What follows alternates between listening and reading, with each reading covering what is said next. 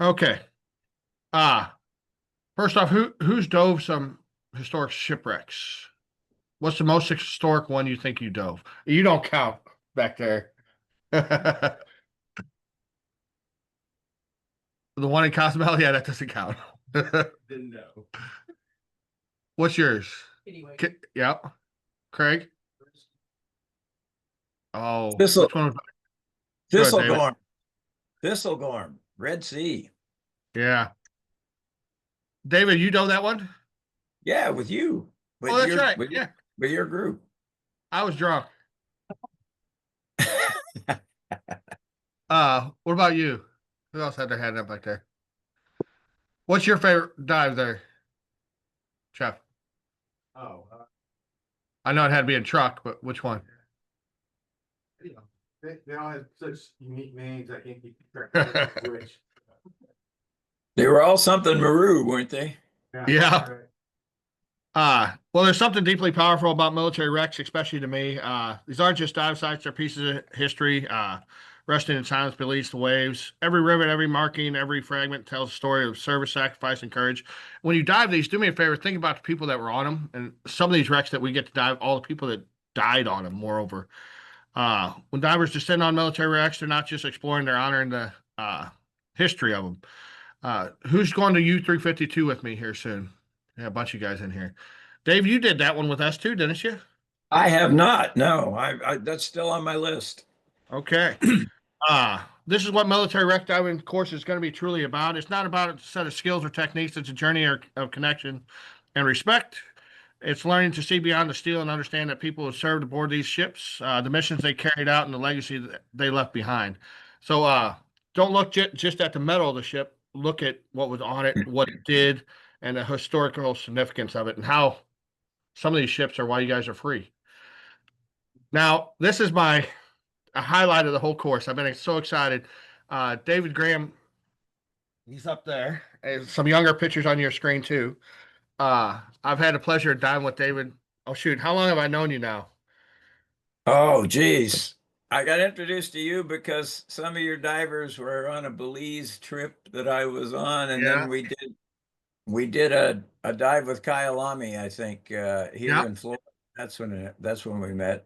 That's probably 8 years ago, something like yeah, at that. least, yeah.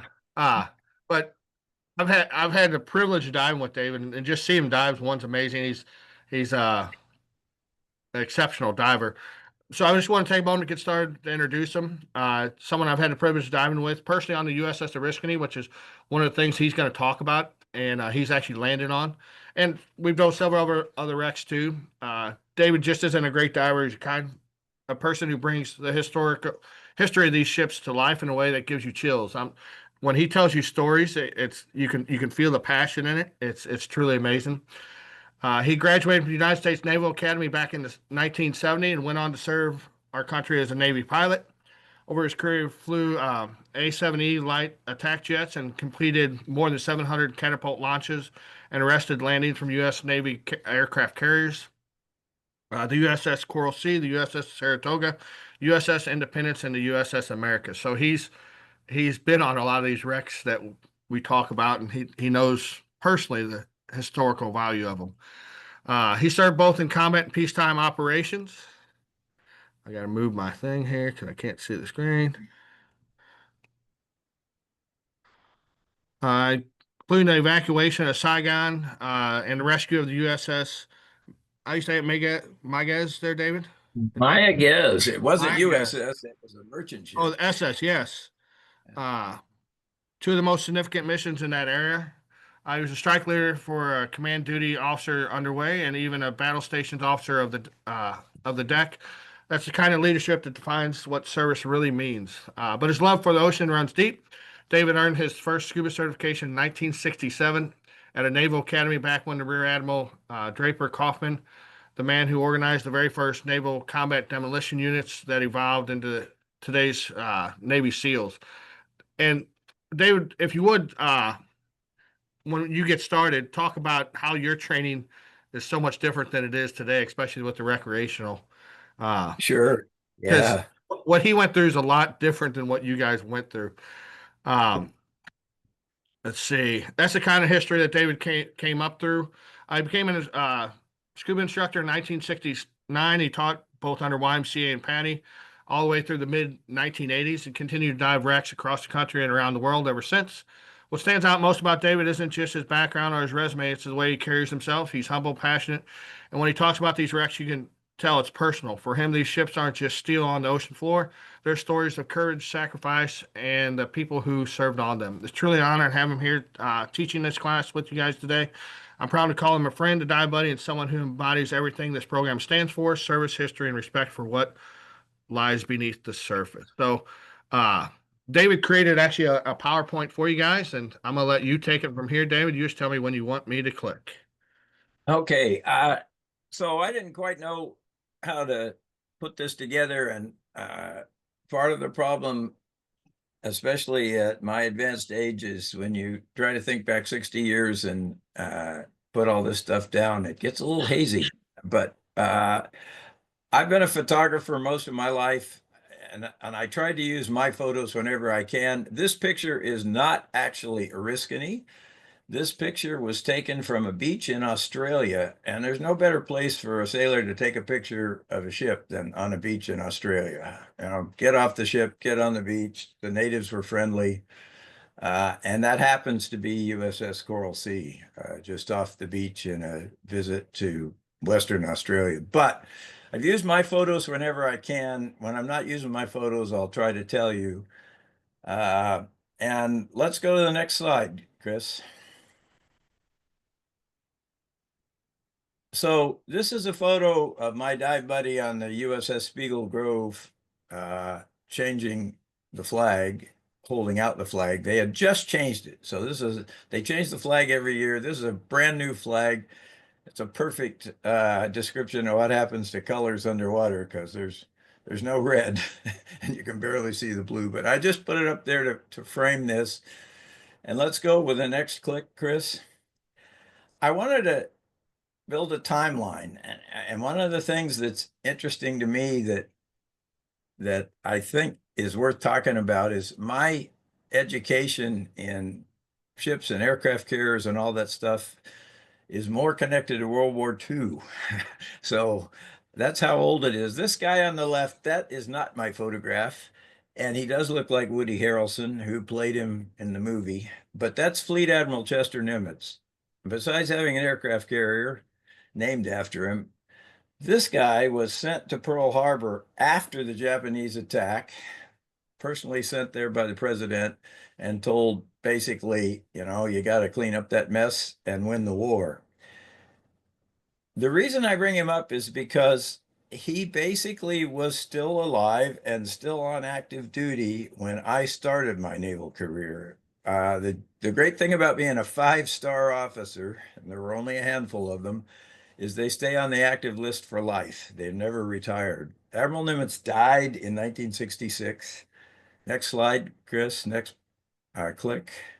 And 1966 is the year I entered the U.S. Naval Academy. So in context, what was going on in 1966? You're going to hear a lot about that. What was going on in 1966 was the Rolling Thunder campaign in Vietnam. And a whole lot of military stuff was going on, and a whole lot of aircraft carriers were involved. Go to the next click, Chris. So I entered the Naval Academy in 1966. I took my first scuba class there in 1967. This crazy photo would be way too complicated to explain, but I'm the guy on the left, the goofy guy with the sword. And the only reason I put this picture on there, and you can't tell from this, but I'm wearing a dive watch in that picture. And I'm also wearing a Vietnam service medal. So before I turned 21, I had served for 3 months on a combat ship in the Gulf of Tonkin. I had become an instructor of scuba diving, and I was about to graduate. Next click. But I stop here in the pause of my career to talk about this guy, Kaufman. So Chris already gave you a little bit of the details. This guy has an amazing story. Besides all the stuff Chris told you about, he graduated from the Naval Academy in 1930. Between the two wars, the military was winding down. He was not commissioned. He graduated, but they didn't need the officers. They only commissioned half the class. They didn't commission him because he wore glasses. So I'm going to try to tell you this story in 5 minutes. He took a job with a steamship company. He got sent to Germany. He represented a U.S. steamship company in Germany in the 1930s when Hitler was coming to power. He saw what was going on. He wanted to get involved in it. He was not in the military service, so he became an ambulance driver for the French. Before we got involved in World War II, when the French were defending themselves, Admiral Kaufman was a private in the French army, and you had to bring your own ambulance. So his family had to cough up and buy an ambulance to join this ambulance corps. He got captured. He was a German POW. When they repatriated the POWs, they sent him to England just because most of the other POWs that they repatriated were British. The British commissioned him as a reserve officer and taught him how to take bombs apart. So in the late 1930s, he was a reserve officer in the British Navy, and his job was disassembling unexploded bombs during the Battle of Britain and all that stuff against England. His father was in the U.S. Navy. So this story, you wouldn't believe it if it wasn't documented. He came back to visit his father in 1941. He's a reserve officer in the British Navy, and Pearl Harbor happened. And they had a bomb underwater that had not been defused. And the Pentagon guys were trying to figure out what to do with it. And his father was told by somebody else, your son happens to know something about this. So he's on leave, visiting his family. He gets sent to Pearl Harbor. He takes a bomb apart. He's awarded the Silver Star for that. And then he gets commissioned in the U.S. Navy. So he was not commissioned out of the Naval Academy. He was a private in the French Army. He was a POW, and he enters World War II as an expert in taking bombs apart. So what the Navy did with him is had him form the first combat demolition units. He formed the first combat demolition school. At this point, he's a lieutenant commander. He gets sent to the Pacific. He commands the first underwater demolition team. Then he commands all the underwater demolition teams for the amphibious landings in Okinawa and Iwo Jima. So when you guys took your scuba lessons, the old guy wandering around the pool was the sheriff, and that must have been intimidating. But you can imagine the guy wandering around the pool in a t-shirt and shorts when I took my first scuba class was this guy. Not surprisingly, the Naval Academy scuba training, even though we issued YMCA certifications, was a military exercise. And as Chris was saying, the instructors routinely tried to kill us in the pool, and we routinely had to figure out what to do after somebody had cut your hose. It was all double hose regulators, or ripped your mask off, or whatever. It was an interesting time. So having told you that long story about Kaufman, amazing guy, as humble as you can be, and unusually the wearing glasses is amazing, because the thing that brought him to fame was the intricate process of taking apart the mechanism of bombs. Anyway, next slide. So I finished up the experience, or next click. I finished up the experience at the Naval Academy. I went through flight training. I found myself on an aircraft carrier. That's a picture of me in the early 1970s in the cockpit of an A7 aboard Coral Sea. Next slide, Chris. And this was my unit. I took this picture from another airplane just like this, a single seat jet. I rolled over the top of this formation. This is in the Philippine Islands in the 1970s, between periods on the line of the Gulf of Tonkin. So there's the history. And the reason I bring all that stuff up is I'm connected all the way back to a naval education that was very largely formed by the experience in World War II and immersed in what was going on and learning about how to operate aircraft carriers from the U.S. experience in Vietnam. Most of intensively happened in the mid 1960s while I was at the Naval Academy. So I'm connected to the history, but let's connect to the wreck. Next slide, Chris, and we'll do a little wreck diving.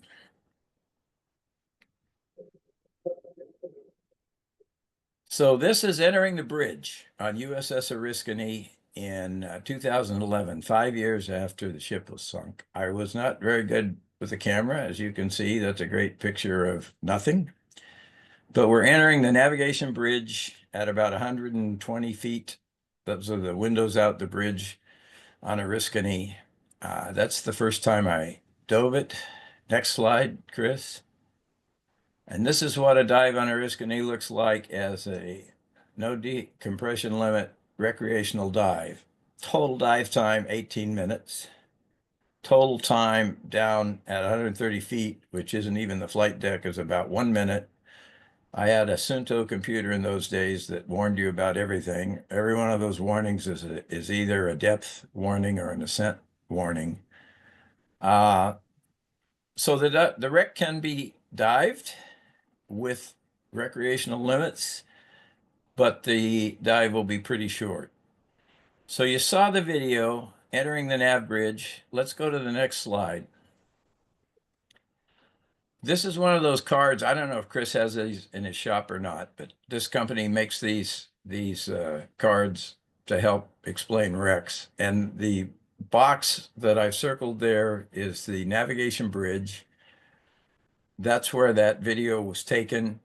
This was kind of what the wreck looked like 5 years after it was sunk. By the way, it does not look like the island does not look like that anymore. And we can talk about that a little bit later. But to understand all the things you can see on this wreck without even getting into technical diving, you can see all of this. Above the nav bridge is the signal bridge. Below the nav bridge is the admiral's bridge. There's another really interesting place, and there's a photograph of it later.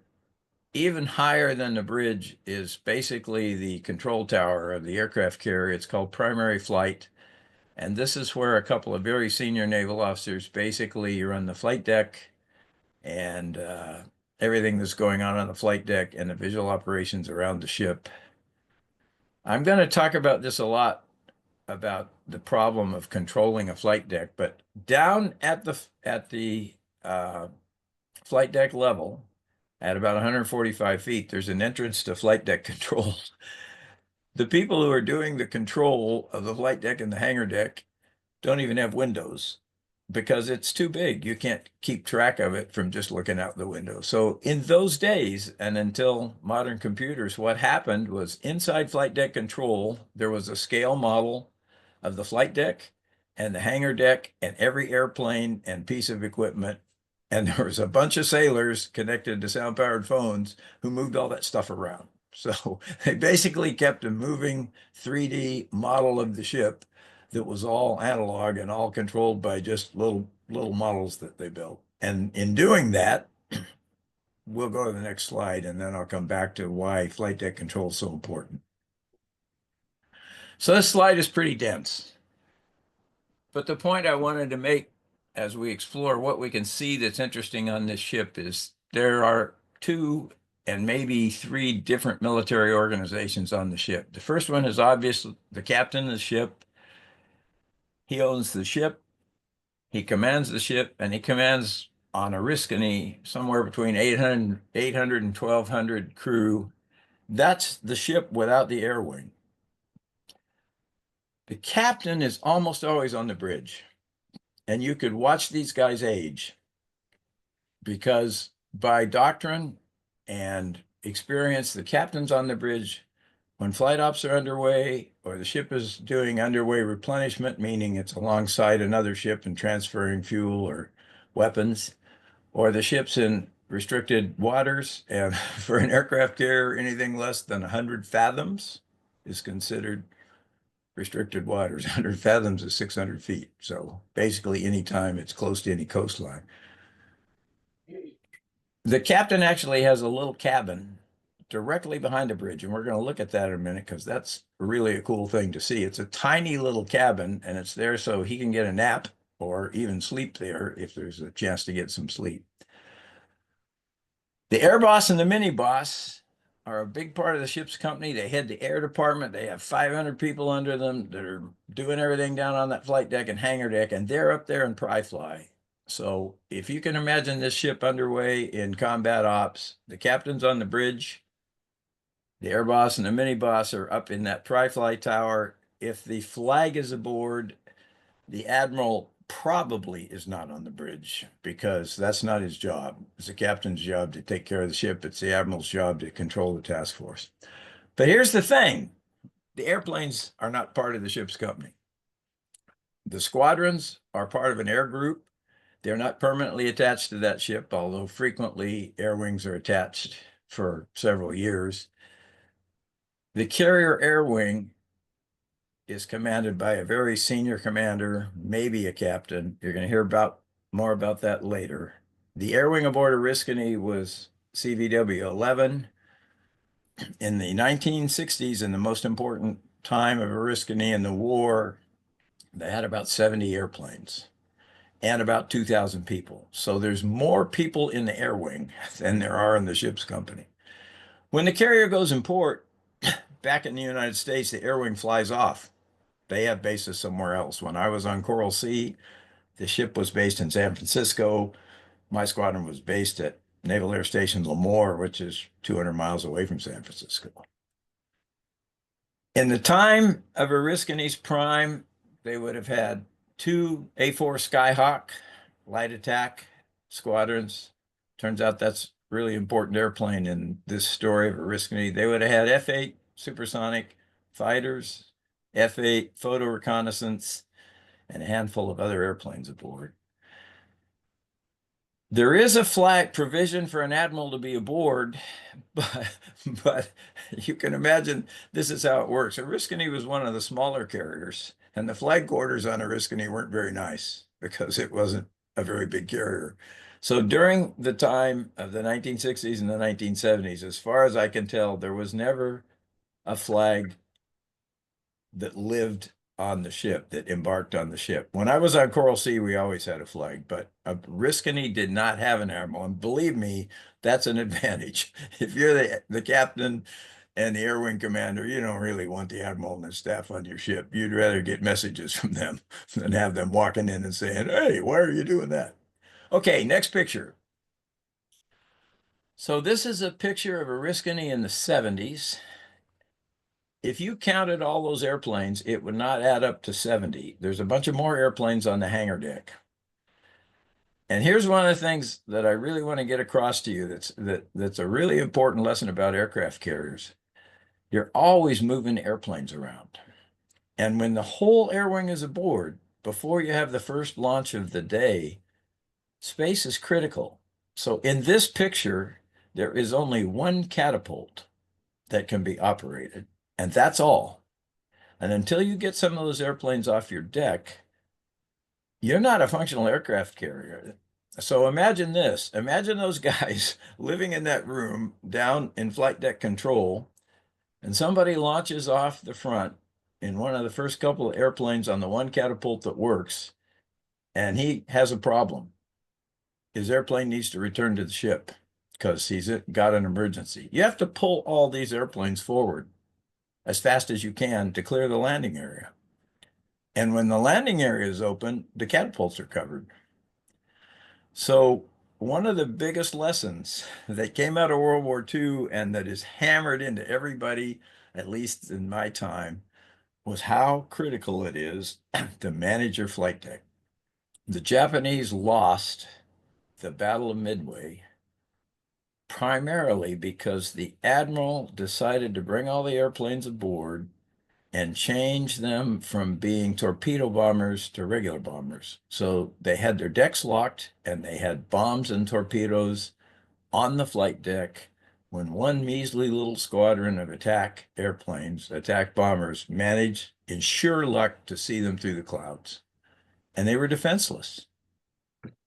The main armament of an aircraft carrier is the air wing. If you cannot get the airplanes airborne, you can't defend the ship. And they lost 3 carriers. All right, next picture. So wait a minute. Before we go to the next picture, freeze this in your eyeballs. That's what Oriskany looked like underway in the 1970s. Next shot. So in May 2006, this is what Oriskany looked like about 10 minutes after the explosive charges went off. So the island is still pretty much untouched, but they've stripped a whole lot of stuff off of that flight deck. The catapults are no longer there. The arresting gear engines are no longer there.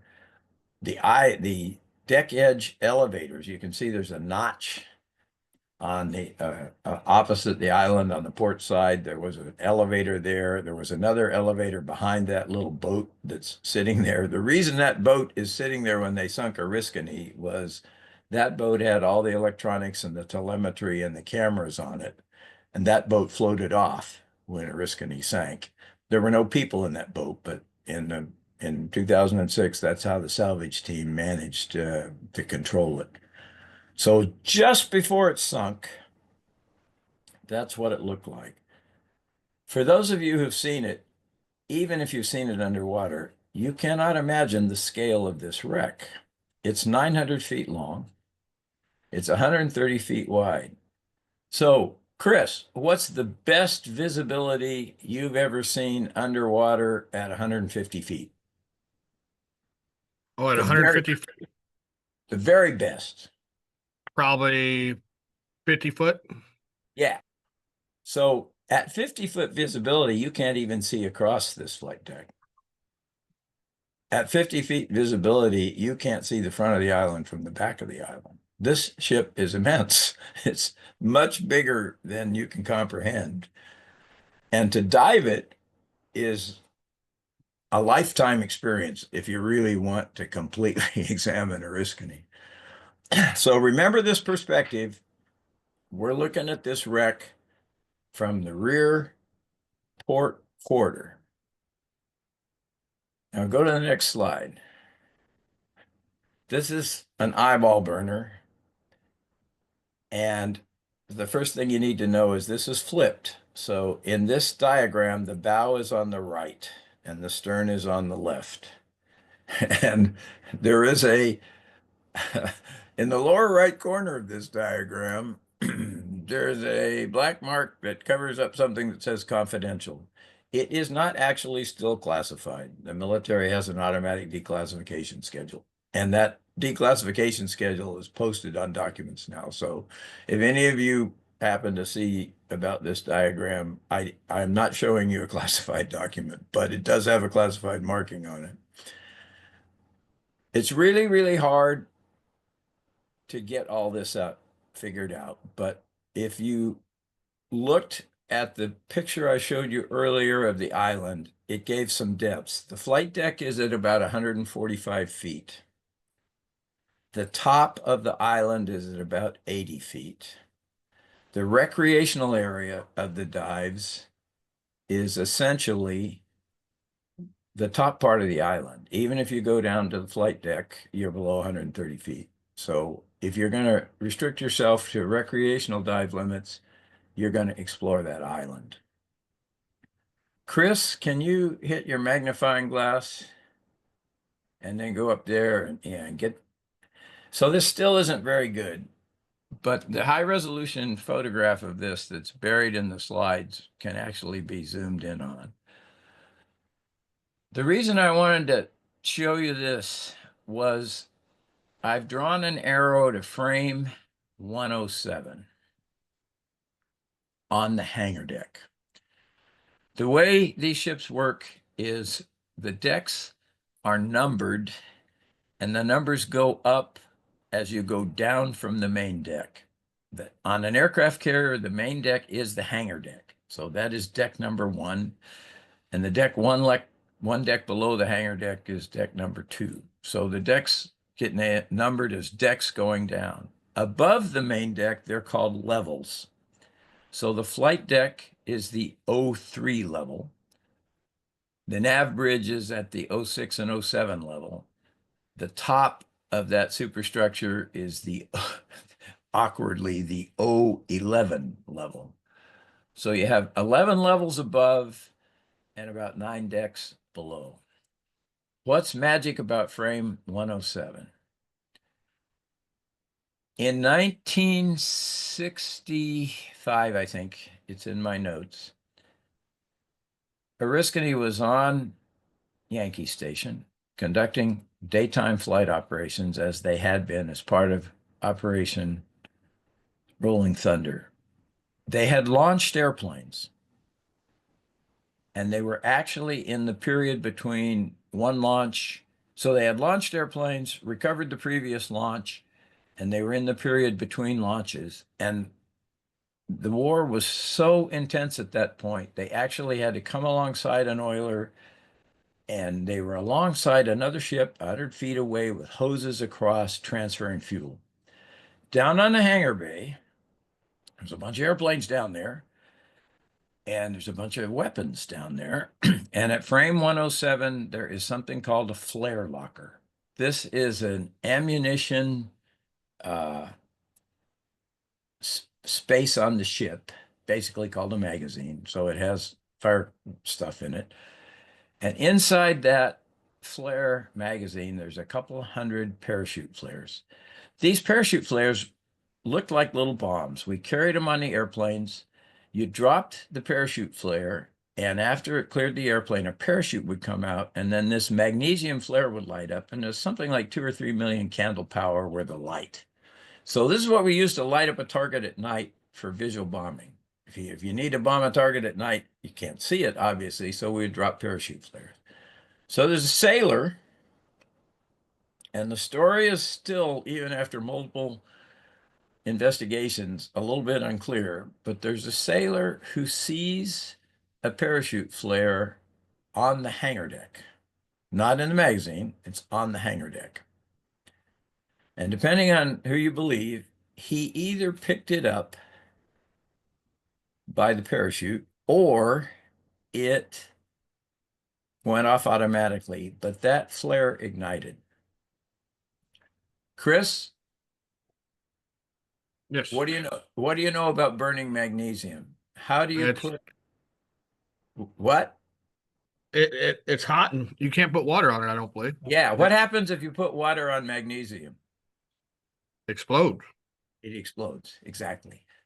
So the sailor, not knowing what to do, opens the flare locker and throws the burning flare in the flare locker and then dogs the hatch shut.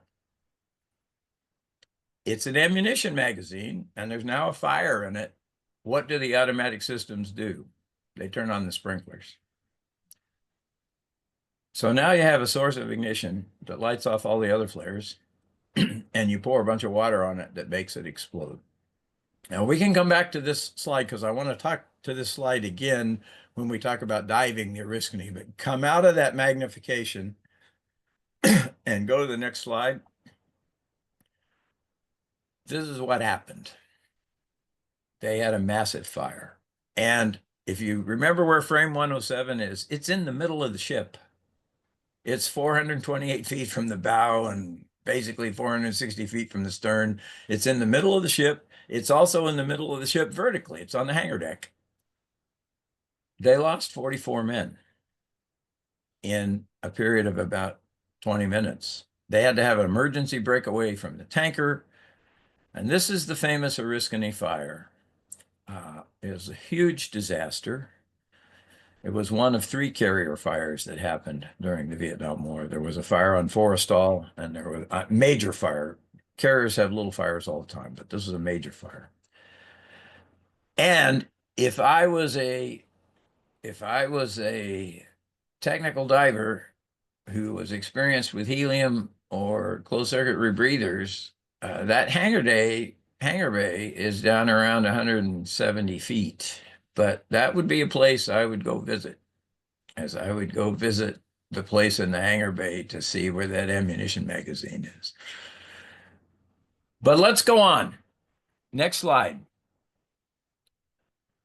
Uh, this diagram gives you a really good, cool example of what you might explore if you're exploring this wreck and you're trying to stay within reasonable limits. Obviously, you can swim through the nav bridge. You can swim through Pry Fly, which is higher than the nav bridge and is a really interesting space, and I'll show you a photo of that.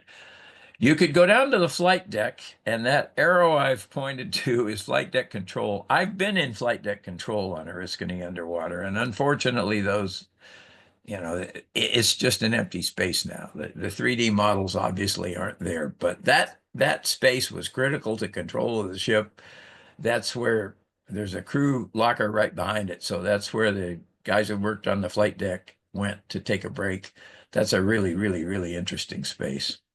The other thing you used to be able to do on a Oriskany that you can't anymore is you used to be able to actually swim down those stacks. In the left-hand side of the slide is the smokestacks from the 8 boilers, and they were opened up. So as eerie as it was, you could enter the top of the smokestacks and you could go down to whatever level that you were comfortable with, let's say 130 feet. That's what I did on my first dive.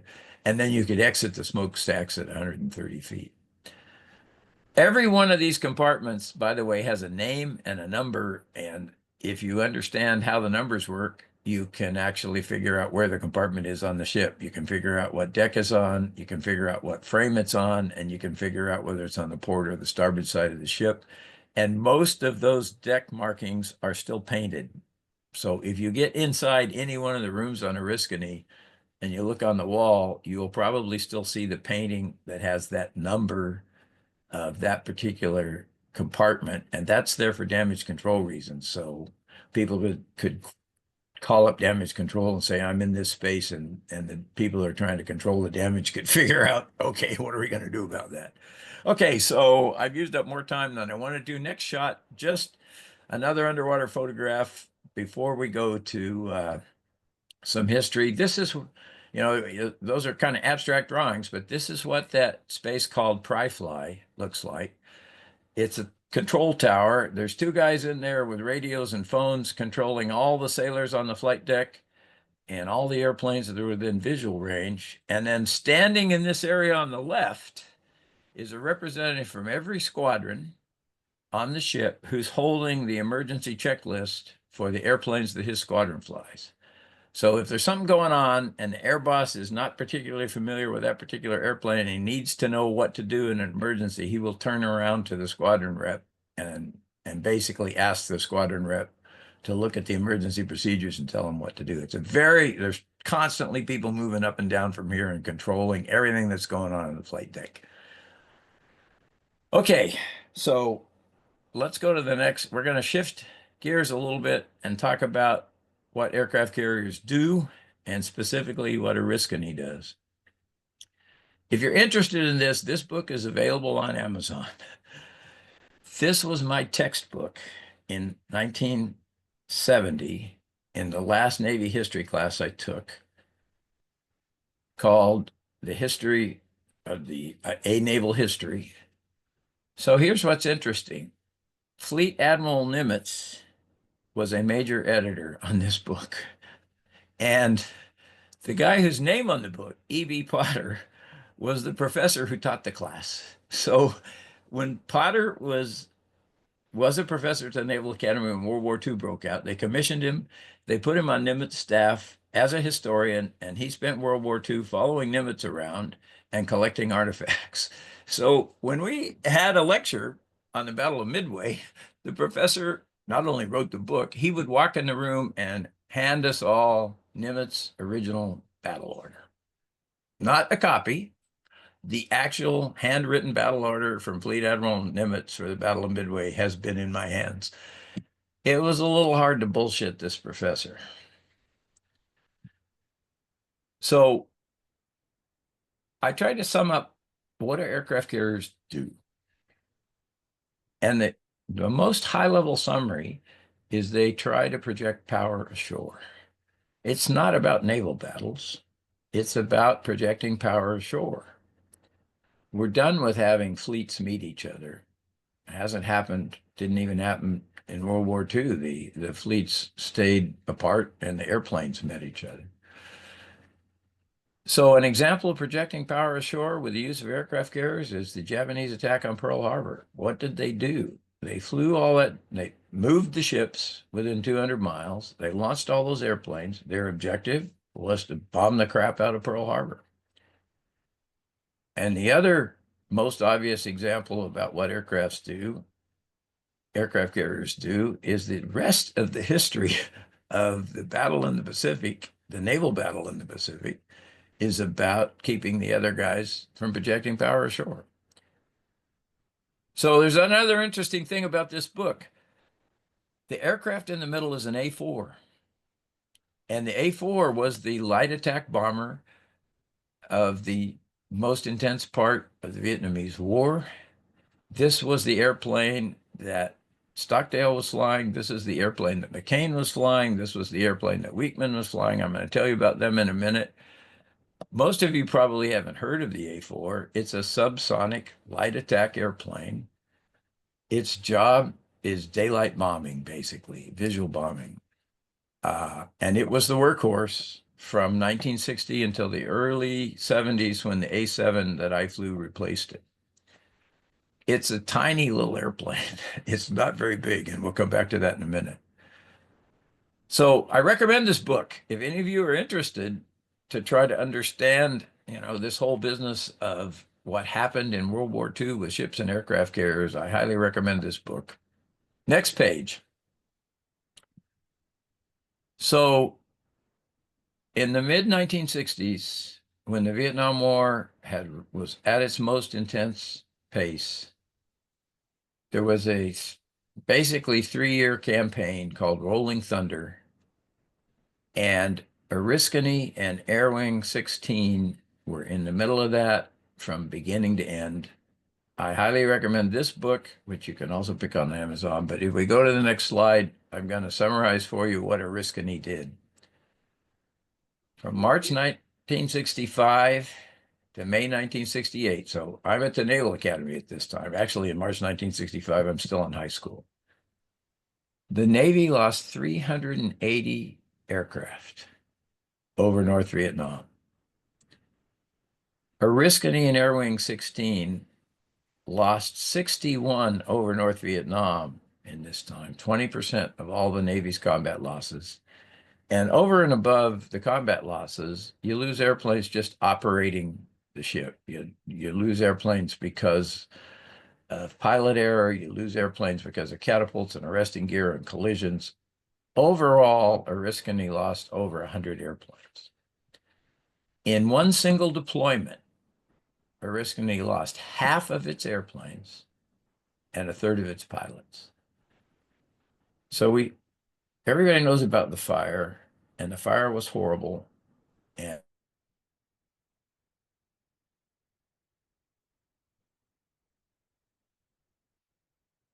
You there, Dave? and Hold up. I think you're breaking up just for a second there. honoring the people who died but what's forgotten, my internet connection is unstable. I don't know if that's me or you. Are we back? Yeah, you're back now. Okay, so the We heard ship comes. where we left off was you said the fire was horrible, and then it went blank. So the fire was horrible, but the losses that Oriskany occurred in combat were even more horrible. And you probably picked this up if you've ever talked to me in detail. Like lots of other wars, the Vietnam War was a freaking disaster. And we could talk for 5 hours about if you just read that book that I recommended to you and you give any credence to those people who wrote about it from their personal experience, you'll shake your head about what the losses were and then what happened in the end. But I want to tell you, I want to bring the ship a little bit alive to tell you about three men. So next slide. This guy is one of my personal heroes. James Bond Stockdale. Guess what his tactical call sign was? 007. What else could it possibly be? Amazing guy. He's in this picture, he's a vice admiral. He's wearing his Medal of Honor, Congressional Medal of Honor. He had an interesting career. At one point, when he was at test pilot school, he tutored John Glenn in math and physics. In between his early Navy career and what happened to him in Vietnam, the Navy sent him to get a master's degree in international relations. He also got a master's degree in philosophy. That's one of his books underneath his picture, Thoughts of a Philosophical Fighter Pilot by Jim Stockdale. I highly recommend it. If any of you guys, wanted to do a deep dive, amazing, amazing guy. But he was the CAG. He was the Air Wing Commander of CVW-11 aboard USS Oriskany at the early start of Rolling Thunder. He was an F-8 pilot, but this is what CAGs did. In those days, the Air Wing Commander got trained in every airplane, and he led from the air. You would not find him on the ship if combat operations were going on, other than taking a nap or getting some food. The Air Wing Commander flew with the Air Wing. He would have led strikes. You wouldn't find him on the ship. On the 9th of September, in an A4, he was shot down. And the whole story of that mission and the shot down is in the book I gave you, and I don't have time to give you the whole story. But he had to eject from the A4. He was a prisoner of war for the next 7.5 years. He spent 4 years in solitary confinement. He was also the senior officer, and he took charge, and he developed the rules. And using something called a tap code, he communicated the rules. Every time anybody got caught tapping, they got tortured, and he was tortured multiple times. He actually tried to kill himself. He had reached a point of desperation where he thought there was nothing else he could do for the men under him, and the torture was unbearable, and he attempted to do himself in, and the Vietnamese captors discovered it, and they had such respect for him that they actually stopped the torture, most of it, for all of the POWs after Jim Stockdale was discovered almost dead. One of the reasons he's one of my personal heroes is I met him up close and personal in Fallon, Nevada in the mid-1980s. He was retired then, but he was a friend of the commanding officer of what is Top Gun, what became of Top Gun, and I was in one of the earliest classes when Top Gun was combined between the strike and the fighter part. And we had a 6-week class, and he was the judge of our class project. So again, really kind of hard to bullshit this guy, right? Really, really amazing guy. I put a quote of his down there. I'm not going to try to explain the quote. What I'm going to say to you is this amazing guy who basically did as much as any human being can do, knew from eyewitness experience that the whole war was bullshit. And I'd love to talk about this. Don't have time to go into it, but the Gulf of Tonkin incident, which resulted in the Gulf of Tonkin resolution, which the president and Secretary McNamara used to accelerate the war in Vietnam, was bogus. And Stockdale witnessed it.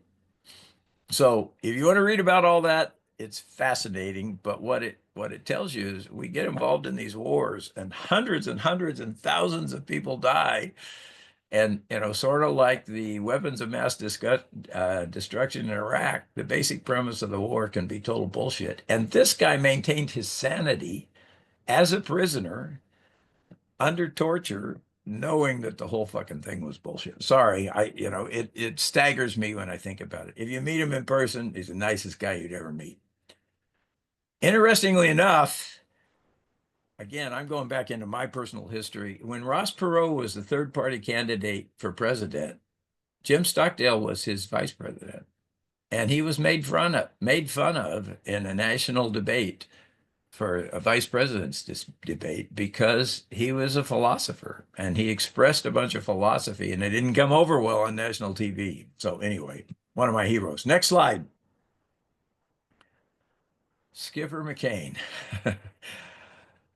So John McCain's grandfather was one of the admirals that helped win World War II as a carrier group commander under Nimitz. His father was an admiral. He graduated fifth from the bottom of his Naval Academy class. And the paragraph on the bottom right is the Naval Academy yearbook text that accompanies that picture on the up left that basically says he was a screw up. He was a partier and he was a screw up. And he's admitted all of that, by the way. He's never concealed it. He graduated from the Naval Academy. The picture on the lower left is actually him in flight training in a T2, but he became an A4 pilot. He was not on the fire on Oriskany when the fire happened. He was on another ship. He was on Forrestal when their fire happened, and McCain is in the middle of the fire. And I think Chris and I have talked about this once. What have you heard, Chris? Didn't you hear once some spurious bullshit rumors about McCain and the fire? It seems like you talked to me about that once.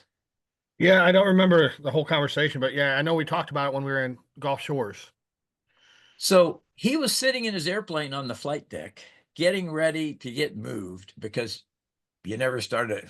Airplanes are always on the move, so you never started up where you actually ended up. But he was in his airplane with his engine started, waiting to get moved, and a missile cooked off on another airplane and shot across the flight deck.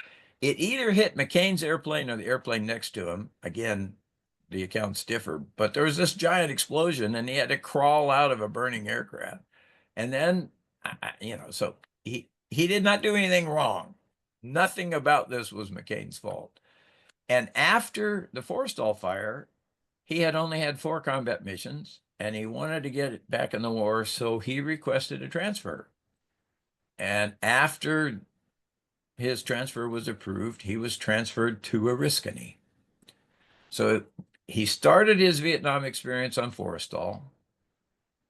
He transferred to Oriskany. He was on Oriskany for less than a month on a really big strike. And again, there's a 20-page description of this strike that McCain got shot down in that book that I referenced. But he was hit by a SAM missile. His whole right wing of the airplane was blown off. He was in a nose down inverted spin. Any of you guys who are pilots, a nose down inverted spin, even if you still had both wings, is not recoverable. And in the worst possible situation, he ejected. He was seriously, seriously hurt by the ejection. He was beat up by the people on the ground. They made him a prisoner. Then, to make things worse, a year after he's a prisoner, his father is named commander of all U.S. forces in Vietnam. And the Vietnamese attempted an early release because they wanted to basically show the world how kind they were. And he refused. The code of conduct that was developed by Stockdale was nobody goes ahead of somebody who's been there longer. So nobody takes an early release. You don't go until people before who got into the prison before you are released. McCain stood up for that. He was tortured after he refused to leave. He was a POW for 5.5 years. He was awarded the Silver Star for his conduct as a POW. And medals can be interesting how they get awarded, but that one was righteous. I met him in Jacksonville, Florida. After his release, they made him a captain. He was assigned as the commanding officer of a squadron that I was later in a command position at in Cecil Field. My wife knew his wife. But even then, in the stage where he came back from Vietnam, He was drinking heavily. He divorced his wife. I told Chris this story a little bit. While he was the skipper of VA 174 at Cecil Field, he would frequently go down to the strip joints on 103rd Street and fall in love with a stripper. And eventually, he was so well known. By the way, don't quote me on this. I always thought this would show up in the press somewhere, and I never quite saw this story. But he was so well known that the owners of the strip joints would call up the squadron and say, "You need to send somebody down and pick up the skipper." So that was how I knew John McCain. Again, A4, Oriskany. The Oriskany was a hot spot. The nickname for those of us on the other ships was Risky Boat. All right, that's John McCain. So you can think about him when you dive Oriskany. Let's go to the next one. I guarantee this is a guy you never heard of. Anybody ever heard of Dennis Weekman? He's not famous because he never got captured. He is famous in the community because he flew more flights in Vietnam than any other person. He went to Vietnam as an advisor to the Vietnamese Air Force, and he couldn't stay out of the air.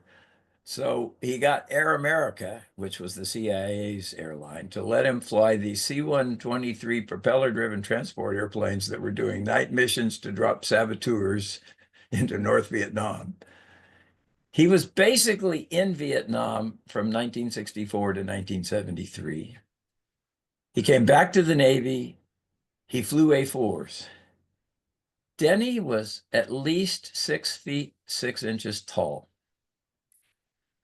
In those days, I was 5 feet 10 inches tall.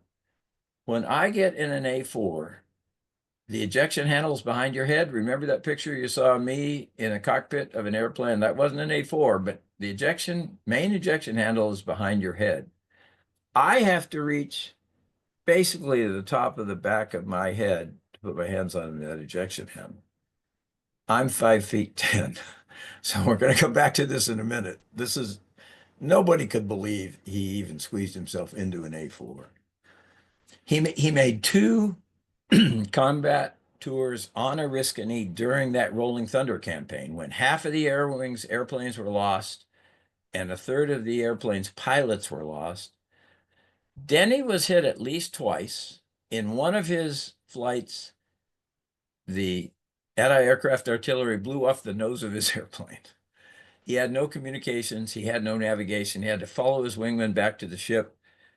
When he got back to the ship, the crewman counted 140 holes in his Skyhawk. In that mission, he was awarded the Silver Star because before he got blown up, he destroyed 2 SAM sites. In January 1968, he was hit again. He managed to get over the water before he had to eject, but ejecting over the waters in North Vietnam was risky because the North Vietnamese would fish you out of the water. His wingman basically kept flying around and strafing the North Vietnamese boats to keep them from getting him out of the water. So he's in the water. The North Vietnamese are trying to capture him. His buddies, before they run out of fuel, are keeping the boats away, and a helicopter rescued him. There's a story about his wife asking him if, and you divers will appreciate this, his wife asked him if he was afraid of sharks, and he said, no, I was afraid of sea snakes. There were venomous sea snakes in the water in the Gulf of Tonkin. And I don't know if you guys know about those coral snakes, but they're incredibly, incredibly toxic. You really don't want to be floating around in the water. Anyway, this is Denny Weekman. After he did all that, in the 1970s, he came back to Vietnam again as executive officer of VA 153 aboard Oriskany. He flew the last combat mission off of Oriskany in 1973, which was his 625th. The reason you don't know about him is he didn't get captured. He didn't do anything famous. All he did was his job for all those years. This is really, really personal for me, and I'm going to try to maintain my composure. Chris, if you haven't gone anywhere, can you advance to the next slide? Yes, sir. So Dennis Weekman is the tall guy, second from the right with all the medals on the chest. To his left is me. This picture was taken at my wedding. Dennis, Captain Weekman, introduced me to the woman who later became my wife, and he did me the favor of being at my wedding and holding a sword when my wife and I departed the wedding. It's it's deeply personal to me, not because something bad happened to him on the Oriskany, but he died young. He died at age 60, and he was a close friend. But look at this picture. He's at least 4 inches taller than me it is in this picture. Now look at his feet. He's on a riser below me. How tall is a riser? I don't know, 8 inches. It's unbelievable to everybody who knew him that he could even fit in an A4. He was a giant of a guy. He was always smiling. He was a mentor and he was a friend. All right. I think I'm out. I'm past my time. Chris, we're close to the end here. Next slide. This is the profile of an Oriskany dive that I did with Scuba Adventure. And the date here is 2021. This was a sort of a light deco tech dive. So if you remember all that stuff I showed you, I went down to the flight deck and I didn't even have doubles on at this point. I just had a single HP 130 tank and then some other pony and deco bottles. But I was able to spend 3 or 4 minutes at the flight deck level. Then I was able to spend quite a lot more time on the other levels of the ship. You can see the green thing above is a deco obligation. So from the time I left the flight deck at about 10 minutes into this dive, I had a deco obligation. By the time the dive ended, I had two deco stops. As you can see, I did not do a very good job of controlling my vertical speed when I was decompressing, but I managed to stay just below. There's a heat map down here of the 16 tissues that are copied, and you can see that at that time when I was in the deco stops, I'm getting borderline. I am at borderline. If I hadn't done decompression, my surface gradient factor would have been 125 or something like that. But what this says is a relatively low complexity tech dive on Oriskany doubles the time from 15 minutes to 30 minutes and lets you spend at least some time down there on the flight deck. Last slide. This is a picture I took from an A7 in the South China Sea. I don't remember whether that's a sunrise or a sunset, but the reason all that distortion is on the sun is it's a plexiglass canopy, and that's the end of my talk. Well, I think you actually have more here. Yeah, I put these in uh, as references, and I don't remember how many I put them in. This was the Congressional Medal of Honor for Jim Stockdale. And if you read this citation, it tells the story that it says he deliberately inflicted a near mortal wound. If you read Stockdale's books, he basically said it was intended to be a mortal wound. But what was interesting about it was the North Vietnamese respected him.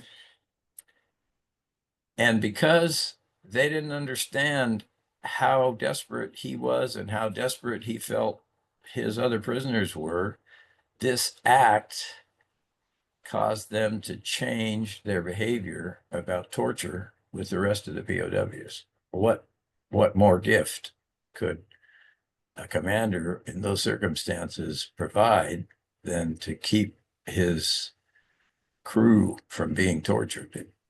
It cracks me up. The next one is, I think, McCain's Silver Star. And people who want to accuse McCain of various things, that was not the view when he came back. I'm gonna take 5 minutes and tell you about this. If you read Stockdale's book, and especially if you study what happened. We were sent to Vietnam with a code of conduct that basically said you give your name, rank, and serial number, and that's all you give. And what Stockdale and McCain and Robbie Reisner and a whole bunch of these other guys discovered is everybody can be tortured to the point where they will give up.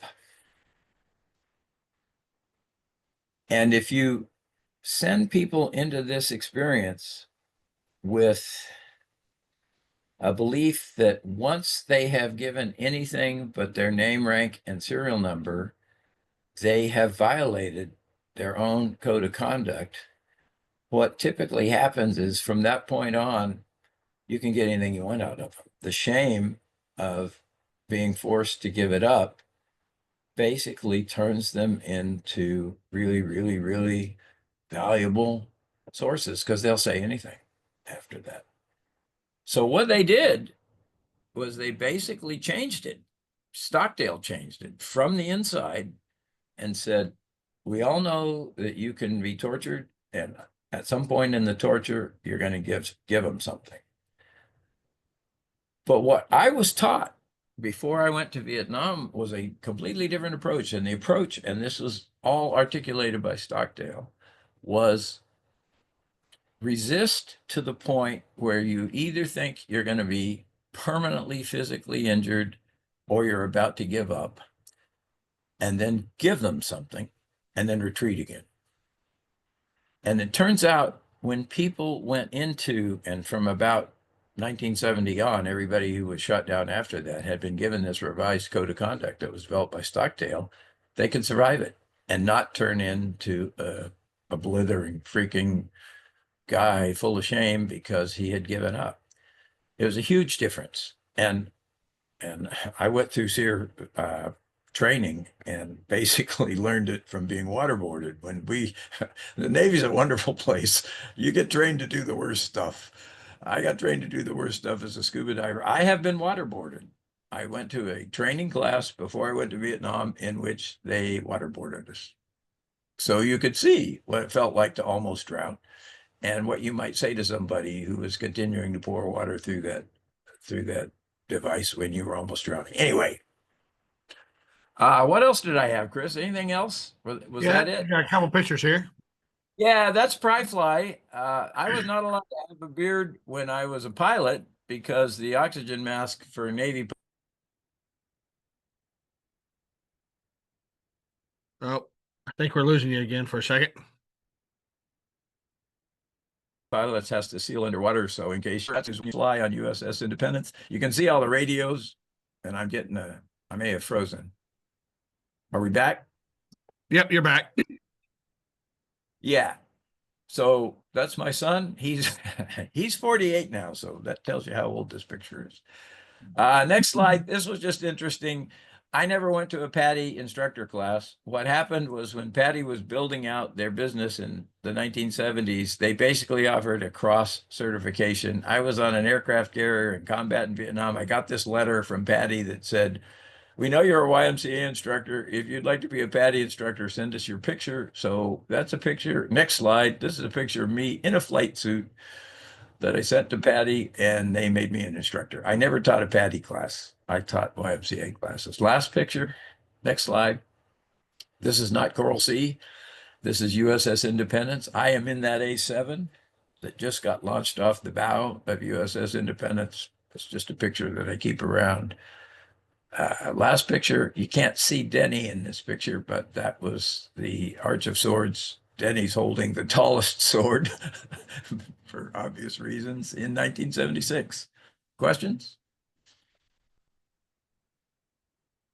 Anybody got any questions for Dave before I let him off Zoom here? No questions at all? Dave, I figured you'd be getting 20 minutes of questions at least, but I can talk about this stuff all day. It took me back 60 years. I'm gonna spin you around and let you see everybody here real quick since my good camera's not working. Hi. Thank you. Thank you. Well, we Oh, appreciate. hey, Yeah. Chris, go back to that giant slide of Oriskany. That was the confidential drawing. Yeah. So this is what people who I have a couple of friends who are up in the Pensacola area. One of them runs a dive shop called Below 130. It's all about trimix training. But here's the thing, even with trimix or closed circuit rebreather, at the bottom of the hangar bay, you're starting to get seriously deep. But the interesting place on an aircraft carrier, so you've got the flight deck, and beneath that flight deck, you've got a whole deck of spaces, and that's where most of the air wing spaces are. So my stateroom would have been up there on the O3 level. The squadron ready room would have been up there on the O3 level. CAG Ops, the Air Wing Commander's operations room is on the O3 level. The captain's import cabin, which is a lot nicer. The admiral's import cabin, all that stuff is up there on the O3 level. And the O3 level, the top of the flight deck is 147 feet, more or less. So that's something you could do it on air if you're a person who does deep air. More likely you should be on helium if you're below that flight deck, in my opinion. But that's just an opinion. Below the hangar deck is sketchy because first of all, it's deep. Second of all, it's dark. Third, people tell me the ship is deteriorating pretty rapidly. So unlike other ships where they go in and clean out all the interior things like pipes and wires and all that stuff, think Kittiwake or Spiegel Grove, that was never done on Oriskany. So inside these spaces, particularly below the hangar deck, the people I know that are diving them are saying these are very, very serious technical dives. You need to run a line. Uh, there's all kinds of entanglements coming from the overhead, and the ship basically gets exponentially more dangerous below the hangar deck. But the sand is 212 feet, so you can go back to the rear, which is on the left side of this diagram, and see where the propellers, of which there are four, are embedded in the sand. If you print out this diagram or take a copy of it and blow it up, you see all kinds of things like the atomic weapon. This drawing is from 1950, so when the ship was first commissioned, you can find places like the atomic weapons spaces, and that's one of the reasons why it was still classified. Up in the middle of the island there, if you go straight up, Chris, go straight up into the island. I think there's a space there that says atomic something or other. We carried nuclear weapons in aircraft carriers in the days when I was on active duty, and we were part of something called the Single Integrated Operation Plan. Naval aviation is no longer part of that, but in those days we had nuclear weapons aboard the ship and we were trained to deliver them, which is another scary story. I was on this ship the night President Nixon resigned, and we were across the line, so we were within the area where we had nuclear target responsibilities for parts of Vladivostok. And the bright guys in the Pentagon decided that the Russians might take advantage of what was considered confusion in the chain of command in the United States. So they advanced the defense condition, and we actually got out the real bombs and loaded them up. So I stood an alert launch on a catapult of USS Coral Sea with two nuclear weapons, the real ones. We didn't train with the real ones for obvious reasons, because you really didn't want to drop one. But that was a period of use of an aircraft carrier that's completely overcome by the advantages of submarines and intercontinental. Anyway, but there's a whole lot of stuff if you get interested in technical diving, the Oriskany. And by the way, I highly recommend you connect up with one of these very talented technical groups in the Pensacola area that will. And by the way, you need a scooter. Stop and think about that.